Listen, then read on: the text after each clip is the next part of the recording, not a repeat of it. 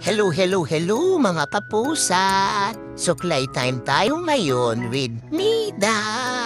Alam nyo ba na importante na sinusuklayan natin mga alaga natin pusa para iwas hairball? Ang hairball ay ang mga balahibong naiipon sa loob ng katawan nila. Nakukuha nila ito kapag sila ay nag-groom or kapag tinidilaan nila ang mga fur nila. Ito pala ang paborito kong suklay kasi napakadaling gamitin. Ayan o, suklay-suklay lang tapos padali ring tanggalin yung fur nila sa suklay. Tingnan nyo just a click away. Ayan o, click lang, matatanggal na yung fur. Ayan o. Ayan. Ayan ang mga balihibong posibleng maipon sa loob ng katawan nila. At kapag ito ay hindi nila nailabas ng natural na paraan, maaari nila itong isuka. At yun yung tinatawag na hairball.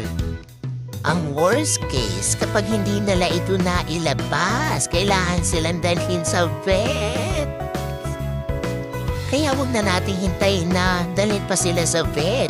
Kailangan na natin silang suklayin. Importante para una, iwas hairball. Ikalawa, banding time na natin sa kanila kasi tingnan mo, gusto nila nagpapa-suklay.